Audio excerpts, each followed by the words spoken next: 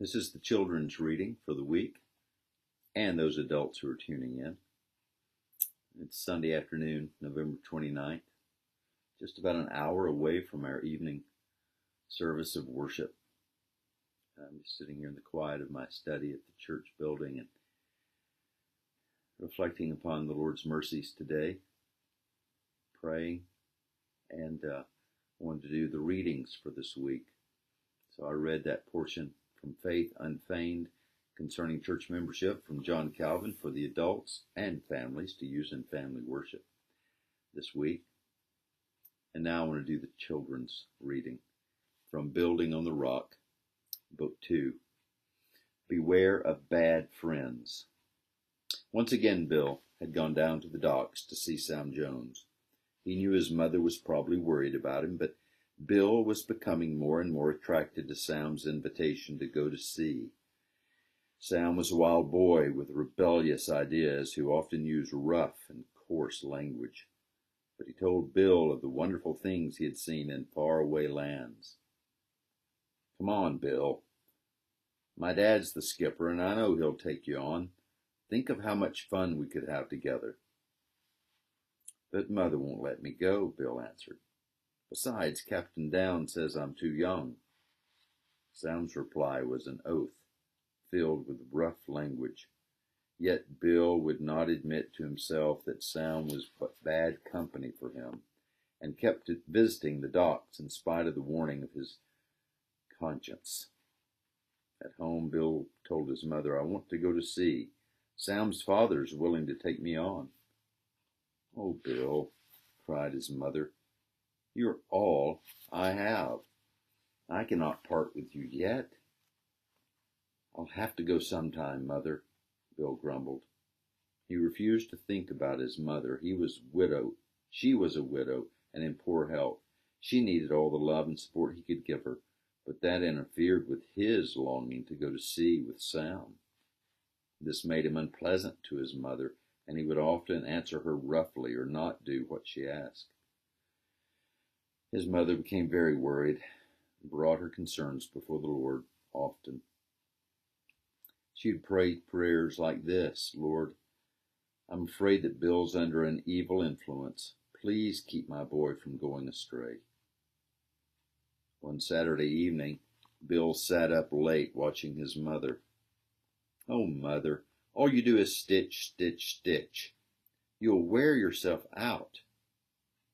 "I don't mind as long as you're here, Bill," she'd say in reply with a smile. Bill shut his book and went to bed.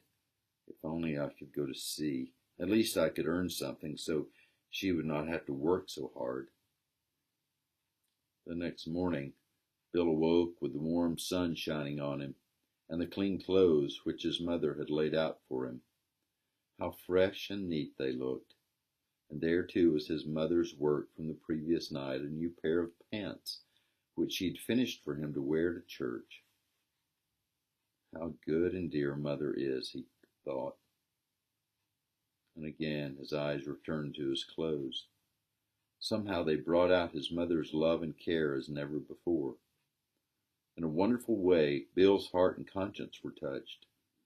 Tears filled his eyes, not proud, angry, rebellious tears, because he could not have his own way, but sweet, penitent tears, grieving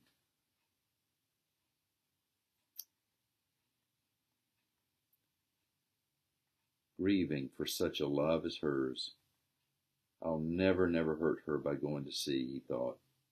"I won't even mention it again," he said to himself. And he kept his promise. Not long after this, he went to work for a carpenter. One day, Sam Jones came to see him. In his usual rough language, he told Bill he had found a place for him. "You must come now.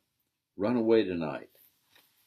"No," Bill said. "My duty and decision is to stay at home with my mother, and that is final." When Sam saw that Bill's mind was made up, he went away. It was not hard for Bill to get rid of bad company once he decided to. A year later, Bill's mother died.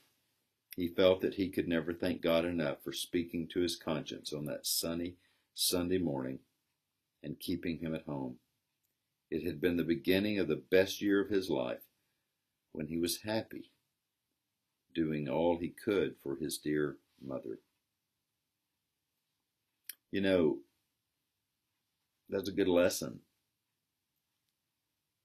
in a number of ways. One is we need to listen to godly counsel. Children, particularly, this is important for you. Don't pursue the attractive things of this world, no matter what others your age think. There's also the lesson that we're to honor our father and our mother. Anyone who is in a superior role to us is to be honored. The Bible says so. Look that up in our larger catechism, the questions concerning the fifth commandment.